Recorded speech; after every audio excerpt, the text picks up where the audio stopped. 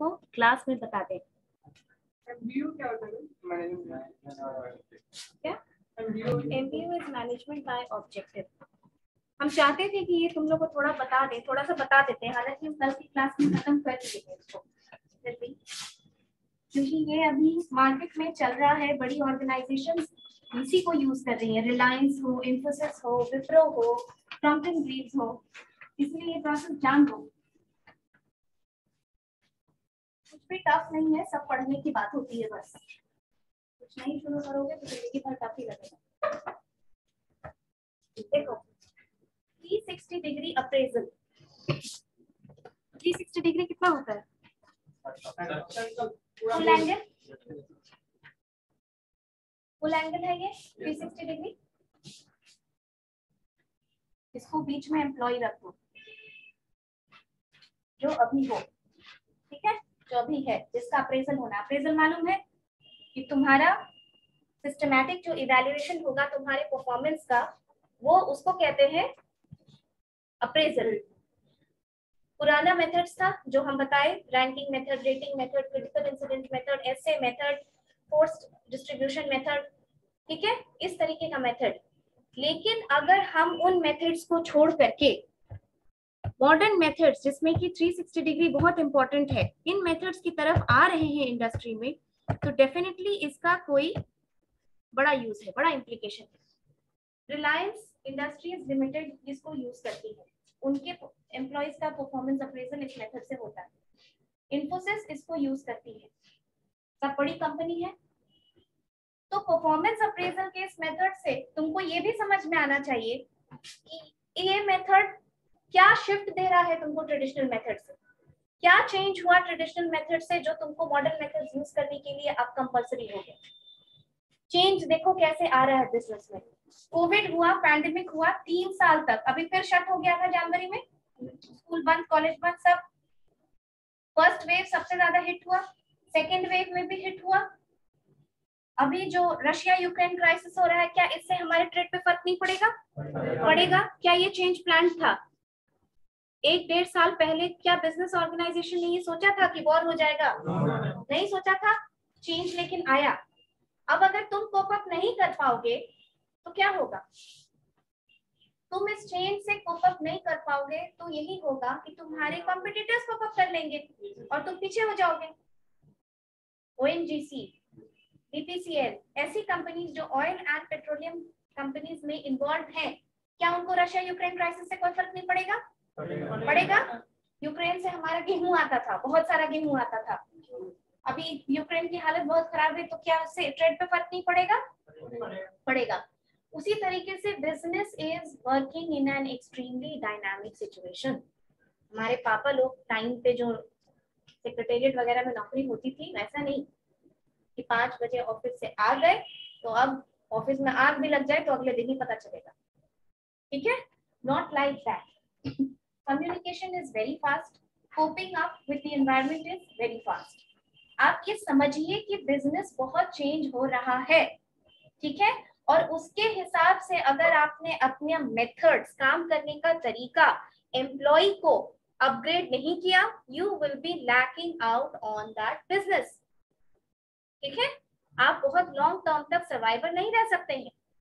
जैसे HMT, आप होंगे बहुत अच्छे, ये वही वाली बात है कि नंबर 1 आ जाना बड़ी बात नहीं होती, नंबर 1 पे बने रहना बहुत बड़ी बात होती है, क्योंकि उसके लिए हमेशा एफर्ट्स लगाते रहना पड़ता है। अंडरस्टूड?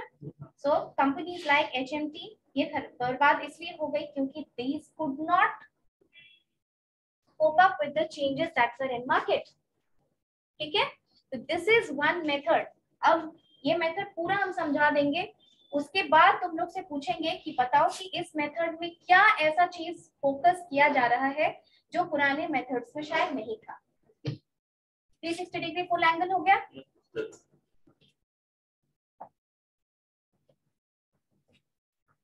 एक क्वाड्रेंट 90 डिग्री, दूसरा क्वाड्रेंट 90 डिग्री, तीसरा 90 डिग्री, चौथा 90 डिग्री, चारों को इक्वल वेटेज दिया जाता है।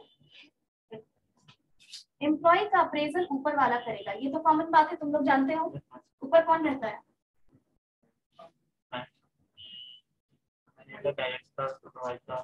सुपीरियर तुम्हारा मैनेजर डायरेक्टर अप्रेजल नहीं करता है, तुम्हारा अप्रेजल वो करेगा जो तुम्हारे से ऊपर है, जो तुमको जानता हो, ठीक है। सुपीरियर, अब यहाँ के मैनेजमेंट में डायरेक्टर सर तुमको मार्क्स देते हैं क्या? कौन मार्क्स देते हैं? जो टीचर्स तुमको पढ़ाते हैं, क्योंकि हम ही तुम लोगों को जानते हैं। तुम अगर सबऑर्डिनेट,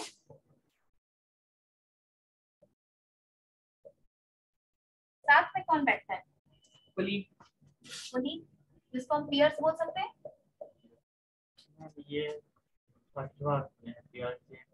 ये पीयर्स जो साथ में, जैसे ये लोग सब तुम्हारे पीयर, ठीक है, तुम्हारे साथ जो लोग रहते हैं, साथ में पढ़ते लिखते या काम करते हैं, तो पीयर, साथ वालों को पीयर्स कहा जाता है। और इधर एक प्रोविजन बनाया गया है सेल्फ अप्रेजल के लिए, ये है 360 डिग्री अप्रेजल। अब ये जितना सिंपल तुमको देखने में लग रहा है कि हाँ हाँ ये लोग रेट कर देंगे, ये लोग आपको अप्रेज कर देंगे, ये इतना सिंपल होता नहीं है। There is a lot of thing which has been taken into consideration while determining this method.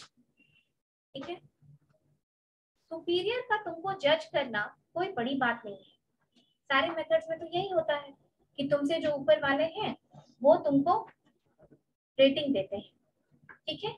तो सुपीरियर तुमको रेटिंग देगा, ये कोई बड़ी बात नहीं है हर जगह, कि तुम कैसा काम करते हो, तुम्हारा बिहेवियर कैसा है, तुम्हारा इनिशिएटिव कैसा है, लीडरशिप कैसा है, तुम प्रॉब्लम सॉल्विंग में इन्वॉल्व हो कि नहीं हो, तुम्हारा गोल्स फुलफिलमेंट होता है कि नहीं होता है, all of these things, okay. क्या ये थोड़ा सा नॉर्मल नहीं है?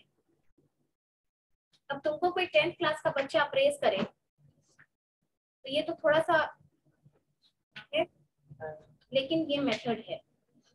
सबऑर्डिनेट यानी तुम्हारे से नीचे जो लोग काम करते हैं, अब नीचे मतलब कैसे नीचे?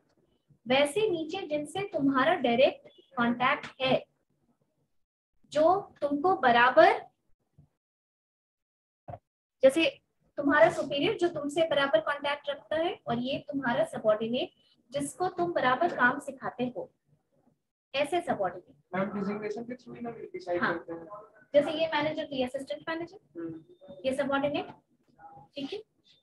ये भी तुमको रेटिंग करते हैं। जब तुम्हारा अप्रेजल होगा, when you will be appraised, तो एक कॉलम इनके लिए भी रहता है कि तुम्हारे जो जूनियर्स हैं वो तुमको रेट करेंगे। अच्छा तुम ये सोच के बताओ कि जब जूनियर से पूछा जाएगा उसके सीनियर के बारे में कि आप सीनियर के बारे में बताइए कि कैसे होंगे, वो क्या बताएंगे? क्यों सबऑर्डिनेट को इंक्लूड किया गया है रेटिंग में, बताओ। बाकी किसी मेथड में तो हमने नहीं देखा कि किसी जूनियर को आपको रेट करने के लिए यूज किया जा रहा है। कारण बताओ। मैम उनके द वे ऑफ बिहेवियर, उनके ऑर्डर देने का वे, उनके ट्रीट करने का वे, कैसे ट्रीट करते हैं, और फिर मैम अगर हम अच्छा काम कर रहे हैं, अगर हम उनको एप्रिशिएट कर रहे हैं या नहीं कर रहे हैं, वो भी उसमें इंक्लूड किया जाता है। इंसेंटिव जूनियर थोड़ी देता है इंसेंटिव सीनियर को। अच्छा ये बताता है कि वो देता है कि नहीं, ये जरूरी नहीं है कि ये अप्रेजल करता हुआ। नया पहला ज्वाइनिंग, यूट्यूब का क्या सिस्टम है, अटेंडेंस का क्या सिस्टम है, सब्स्टिट्यूशन क्लास का क्या सिस्टम है, बहुत तरह की बात होती है। हर ऑर्गेनाइजेशन, हर कॉलेज में अपने अपने तरीके से पढ़ाया जाता होगा।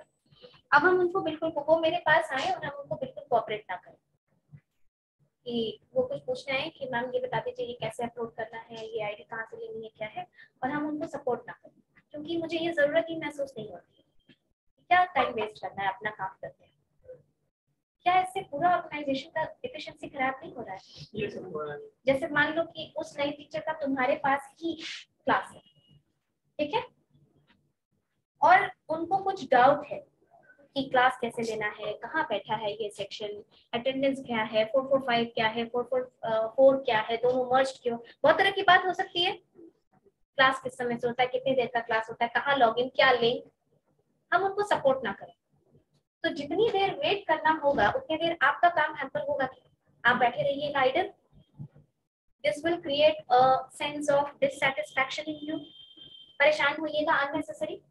इसी तरीके से ऑर्गेनाइजेशन में भी होता है। अगर तुम अपने ऑर्गेनाइजेशन में क्या होता है, हायरार्की होती है, हर एक आदमी जो काम कर रहा है ऑर्गेनाइजेशन में, that person is working and contributing towards the common objective. वो भी पढ़े हो, ऑर्गेनाइजेशन बिहेवियर पढ़े हो ना? नो मैम, थर्ड ईयर में। अच्छा थर्ड, हाँ थर्ड ईयर में। लेकिन ऑर्गेनाइजेशन का मीनिंग तो जानते हो क्या होता है? डिफाइन करो तो कोई ऑर्गेनाइजेशन का मीनिंग। ऑर्गेनाइजेशन में कोई भी कंपनी या संगठन हो, कोई भी प्रोजेक्ट में जो टीम मिलकर वर्क करता है उसको कह सकता है। बोलो। कोई भी प्रोजेक्ट को टीम मिलकर पूरा करता है। नहीं, बहुत बेकार है। ऑर्गेनाइजेशन हमेशा डिफाइन कर सकते, कितना बेसिक टर्म्स है आपको। मान लो यही इंटरव्यू में पूछ दे तो तुमको भले बाकी दुनिया का कोई लॉ आता हो, क्या सोचेगा इंटरव्यूअर? बताओ। Organisation is a group of similar people for accomplishment of similar goals. Similar people माने Several people. Several people. हाँ, दो लोग रहेंगे तो ऑर्गेनाइजेशन नहीं होगी, हो जाएगा। Several people.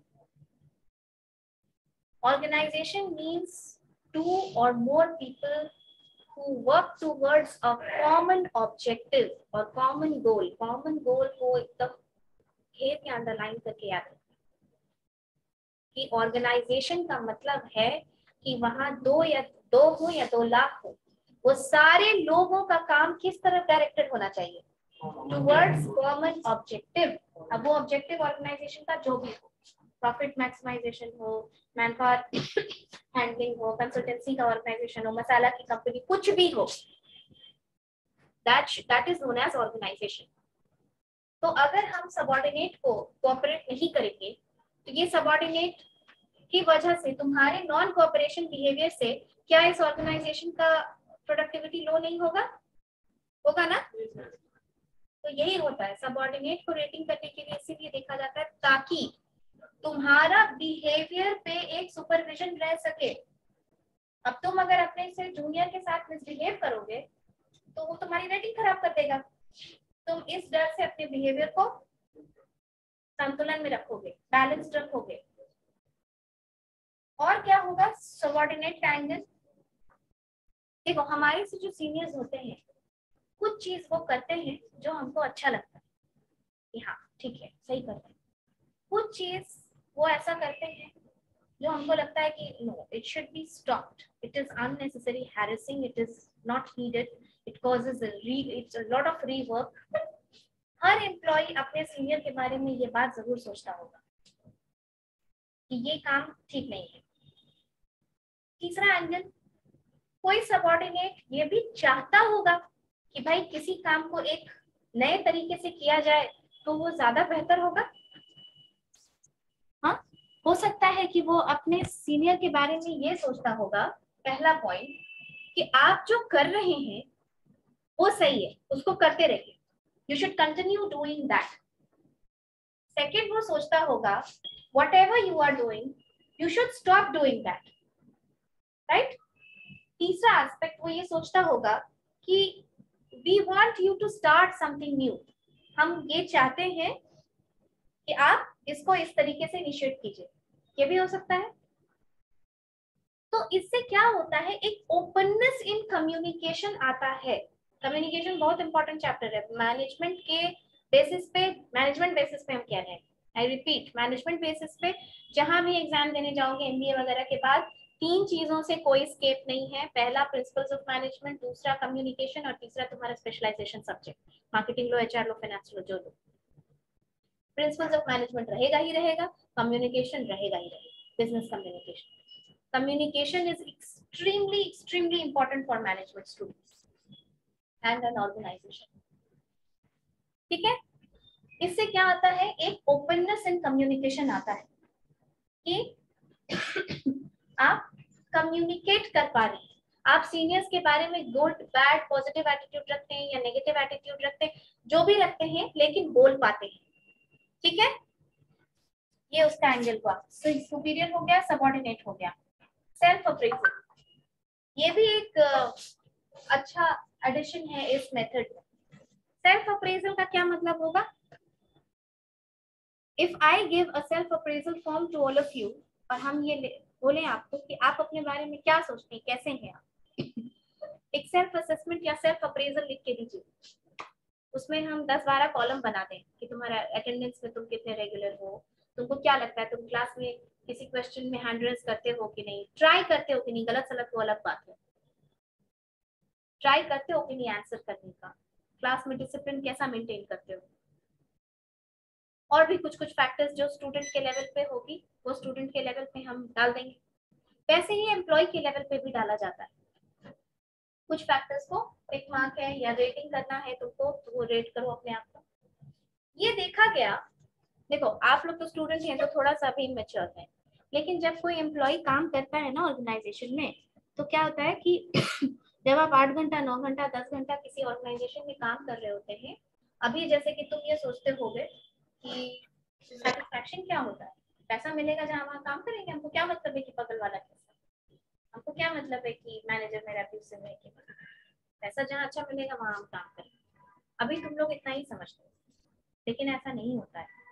ये सारी चीजें जो आप बुक में पढ़ रहे हैं, ये सारी चीजें जो आप ऑर्गेनाइजेशन बिहेवियर में 3rd ईयर में पढ़ेंगे, ये सब बहुत ज्यादा रिसर्च्ड है ह्यूमन बिहेवियर के ऊपर, बहुत ज्यादा रिसर्च्ड है, इसीलिए वो बुक में आप पढ़ रहे हैं, ये ध्यान रखिएगा। HR और OB बहुत प्रैक्टिकल सब्जेक्ट है। आपको लग रहा है कि आप यहाँ लड़ाई कर रहे हैं, आप एक स्टूडेंट हैं, आप ऑर्गेनाइजेशन में लड़ाई नहीं होती है, एकदम होती है, तभी तो कॉन्फ्लिक्ट रेजोल्यूशन का कॉन्सेप्ट है। क्यों है ये कॉन्सेप्ट? क्योंकि आप ह्यूमन है, ये हमारा बिहेवियर है कि अगर हम किसी चीज हमको पसंद नहीं आ रही है तो हम उसके अगेंस्ट बोलेंगे। ये हमारा बिहेवियर है कि अगर कोई हमारे साथ बहुत बदतमीजी करेगा तो हम भी उसको रिटेलिएट करते हैं। ये ऑर्गेनाइजेशन में भी होता है। तुमको लग रहा है कि कोई मैनेजर तुमको बहुत है, क्या मैनेजर के साथ कल्चर नहीं होती है? क्या वो अप्रेजल खराब नहीं करता है? एकदम करता है। कॉन्फ्लिक्ट रेजोल्यूशन का प्रावधान है, प्रोविजन है ऑर्गेनाइजेशन में, फुल फ्लेजेड चैनल बना हुआ है। क्यों है? मारपीट भी होती है, ग्रीवांस भी होता है, ग्रीवांस भी होता है। तुम्हारा ट्रांसफर कर देगा यहाँ से दिल्ली, तुमको लगेगा मेरे साथ सिर्फ नाइंसाफी किया, मेरा होम टाउन से हटा के हमको डाल दिया दिल्ली में, बाकी तो किसी का नहीं किया। अब ऑर्गेनाइजेशन चाहेगी कि जहाँ मैन पावर का शॉर्टेज है वहां तुमको भेजे, तुम चाहोगे कि जहाँ तुम्हारा घर है वहां रहे, तुम चाहोगे कि बोनस तुमको ज्यादा मिले, वो चाहेगी कि बोनस कम मिले, वो चाहेगा कि मेरिट बेस्ड प्रमोशन हो, तुम चाहोगे कि टाइम बेस्ड प्रमोशन हो। तो ये डाइवर्जन, ये डाइसेक्शन तो हमेशा रहता है। तभी तो इतना इतना जो बिहेवियर मेंटेनेंस की बात हम कहते हैं, ये इतना ज्यादा पढ़ाया और पढ़ा जाता है और फॉलो किया जाता है। ठीक है, तो सेल्फ अप्रेजल में क्या होता है कि जब मेच्योर लोग होते हैं वो ये भर के देते हैं, एक्चुअल में भर के देते हैं। बिलीव करना तुम्हारे लिए थोड़ा मुश्किल है, but they actually fill this self appraisal में, कि तुम उसमें इस टाइप का क्वेश्चन रहता है कि क्या नई टेक्नोलॉजी पे काम करने में आपको दिक्कत हो रही है, देन यू विल राइट कि यस मुझे दिक्कत होती है। अगर आपको नहीं होती है तो आप लिखेंगे नो, आप taken it at full flag. ठीक है, क्या आप अपने टीम मेंबर्स के साथ बहुत अच्छे हैं? People have been found, this is to surprise कि people, देखो अप्रेजल फॉर्म जो होता है ना वो सीक्रेट रखा जाता है, इसलिए भी लोग ऑनेस्ट आंसर देते हैं। ऐसे मार्क्स जैसे नहीं कि क्लास में बता दिया या डिस्प्ले कर दिया। ठीक है, अप्रेजल बहुत ही कॉन्फिडेंशियल चीज है, पैसा बढ़ना बहुत कॉन्फिडेंशियल चीज है। मैनेजर एक एक को पर्सनली अपने केबिन में जब अप्रेजल होता है तो बुला के उसको एनवेलप हैंड ओवर करता है। ठीक है, ये प्रोग्राम होता है क्योंकि पैसा बढ़ना, किसी को कितना मिल रहा है, ये सब बहुत कॉन्फिडेंशियल चीज। आपका बहुत अच्छा दोस्त है, आप बता दीजिए, वो अलग बात है, ऑर्गेनाइजेशन ऐसा नहीं करती है। सेल्फ अप्रेजल, सेल्फ अप्रेजल मतलब you, it has been found that people are good critic of themselves, वो अच्छी तरह अपने आप को क्रिटिसाइज भी कर पाते हैं, ये टेंडेंसी रखते हैं लोग। प्लस दूसरी बात, सेल्फ अप्रेजल का जो कॉलम होता है उसमें थोड़ा सा कुछ जो तुम फील करते हो, शायद जो ऑर्गेनाइजेशन नहीं सोच पा रही है, जैसे तुम लोग भी सोचते होगे कुछ कॉलेज के बारे में, टीचर्स के बारे में, अगर तुमको उसका कॉलम ना मिले बताने के लिए, 4 लाइन का स्पेस देके उस पेपर में दे दिया जाएगा तुमको कि भाई कुछ अलग से है क्या जो तुम लिखना चाहते हो सकता है वो एंगल हम नहीं समझ पा रहे, हो सकता है वो एंगल टीचर नहीं, कोई मैनेजमेंट नहीं समझ पा रहा है, तो ऐसे करके लाइंस दिया रहता है कि आप क्या लिखना चाहते हैं। Sometimes what happens, self appraisal में तुम्हारा कुछ एक्सपेक्टेशंस है ऑर्गेनाइजेशन से, करियर डेवलपमेंट को लेके, करियर प्लानिंग को लेके। ये सब टर्म एक एक चैप्टर में रिवीजन थर्ड में पढ़ोगे, अभी तुम्हारे सीनियर्स को पढ़ा रहे हैं।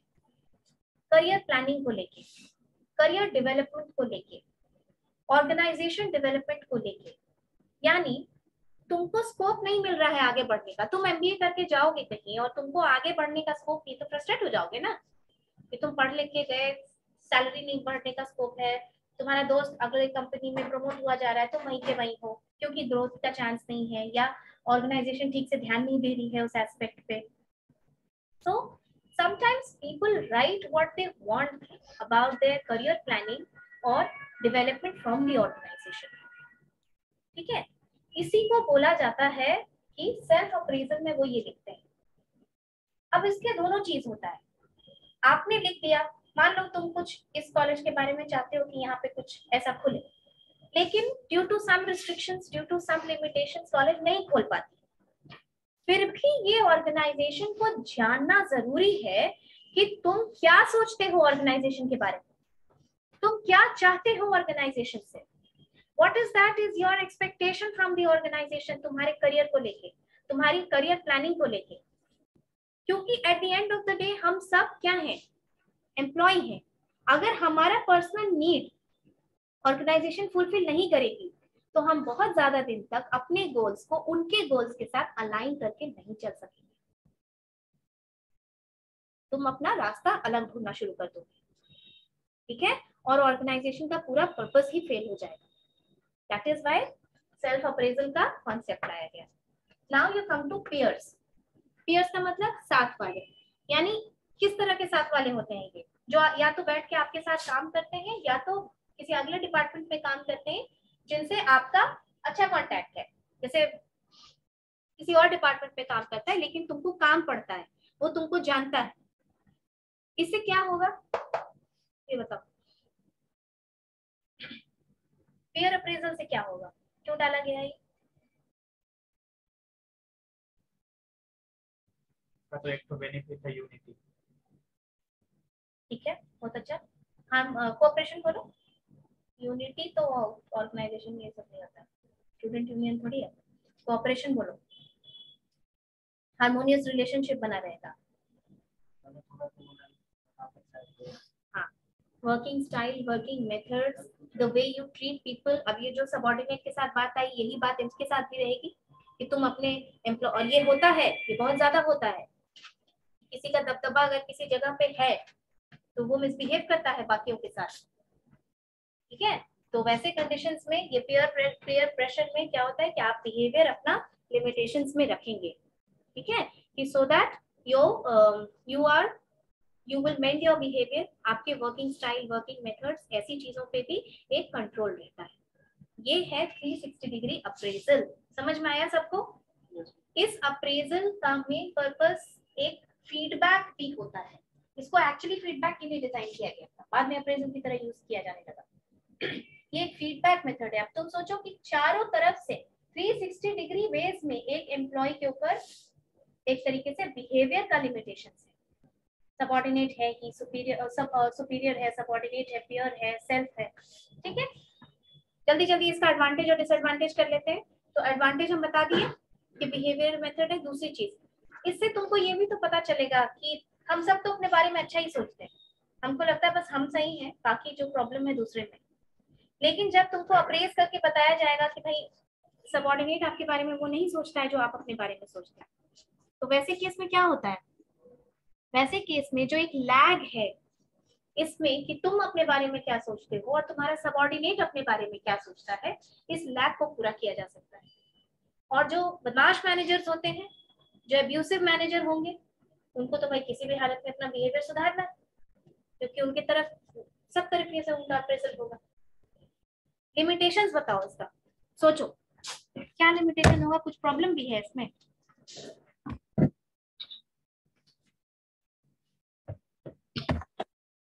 अपने ऊपर लेके सोचो, इसको समझ में आ जाएगा limitations. Don't log out students and taking the attendance.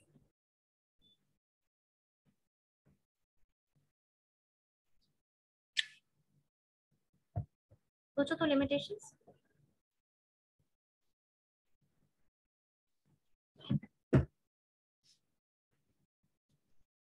अच्छा तुमको नहीं लगता है कि सबऑर्डिनेट से रेट होना थोड़ा सा ह्यूमिलिएटिंग लगेगा? Yes ma'am.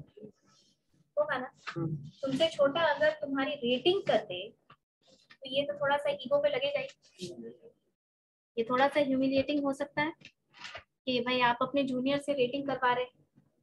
दूसरी बात, जूनियर भाई 3 साल 4 साल ऑर्गेनाइजेशन में रह के काम सीख के तब ना सीनियर होता है। तो इसका मतलब यही है कि वो जूनियर से तो ज्यादा ही जानता है। 3 साल 4 साल काम कर लिया तो कई बार ऐसा हो सकता है कि जो जूनियर है वो इतना कॉम्पिटेंट ही नहीं है कि वो सीनियर की रेटिंग कर सके। होगा कि नहीं ये चीज? ये एक फ्लॉ है इस मेथड का। दूसरा, कहीं पे भी हर जगह बिहेवियर की बात हुई है इस मेथड में। कहीं पे भी आपको ये फील हुआ कि गोल सेटिंग की बात हो रही है कि तुम गोल अचीव नहीं करोगे तब तुम्हारा परफॉर्मेंस अप्रेजल कम होगा या खराब होगा? ऐसा कहीं पे भी फील हुआ? नहीं हुआ ना? तो ये थोड़ा सा गोल के बारे में गोल ओरिएंटेड कम है। ये एक दिक्कत है इस मेथड में। All your focus is shifted towards maintaining your behaviour.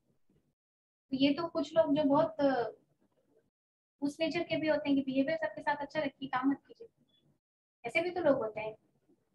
हालांकि चेक होता है। एमबीओ क्या है? कल की क्लास में थे तुम?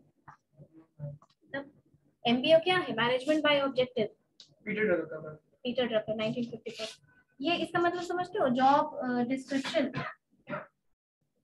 जॉब डिस्क्रिप्शन समझते हो? और जॉब स्पेसिफिकेशन नहीं समझते? अगला क्लास में समझाएंगे। अब समझना भी चाहिए तुम लोग को। 3rd ईयर में अब ये सब जॉब करने से पहले जो आता है लेटर, वो जॉब ऑफर होता है। ठीक है, ये बताएंगे सब पढ़ो। और जब तुम लोगों का प्लेसमेंट आता है 3rd ईयर का, उससे तुमको करना है कि नहीं करना है वो एक अलग बात है। उसको उसका लेटर अपने फोन में लाओ, उसको पढ़ो और समझो कि क्या क्या होता है जॉब डिस्क्रिप्शन में। ठीक है, नेक्स्ट सबऑर्डिनेट हो गया, ये हो गया। ऑब्जेक्टिव की बहुत बात नहीं हो रही है। दूसरी चीज, हाँ लिमिटेशंस। दूसरी चीज देखो, अपने बारे में क्रिटिसिज्म लेने के लिए तुमको बहुत मैच्योर होना होगा मेंटली। कोई अपने बारे में ठीक से क्रिटिसिज्म नहीं ले सकता है। तुम्हारी अगर कोई थोड़ी सी भी बुराई करेगा तो तुम तुरंत पहले उसको रिवर्ट कर दो। ये एक मोमेंट भी हम ये नहीं सोचते हैं कि क्या ये सच में है, क्या हम इससे कुछ सुधार कर सकते हैं अपने बिहेवियर। तो इस तरीके का अप्रेजल तो वैसा ही ऑर्गेनाइजेशन करेगा ना भाई जो बहुत मैच्योर है, जिसकी पॉलिसी बहुत इंटैक्ट है, जिसका स्ट्रैटेजी बहुत आगे तक है। तभी तो ये सिर्फ बड़े ऑर्गेनाइजेशंस में है। अभी सबऑर्डिनेट से अप्रेजल ले लेना, पीयर्स के साथ लेना, लगभग 15 लोगों का अप्रेजल लिया जाता है इसमें। ठीक है, 2 पीयर, 2 क्लाइंट, 2 सबऑर्डिनेट, इस तरीके से ऐसे करके। तो ये the organization should be really mature to welcome all the feedback. ठीक है, अब तुम सीनियर के बारे में कुछ लिख रहे हो तो उसका मतलब ये भी तो लिख रहे हो कि तुम मैनेजमेंट के भी तो बारे में लिख रहे हो कि कुछ है जो तुमको अच्छा नहीं लग रहा है। इसको तो मैनेजमेंट को गुड स्पिरिट में लेना होगा ना।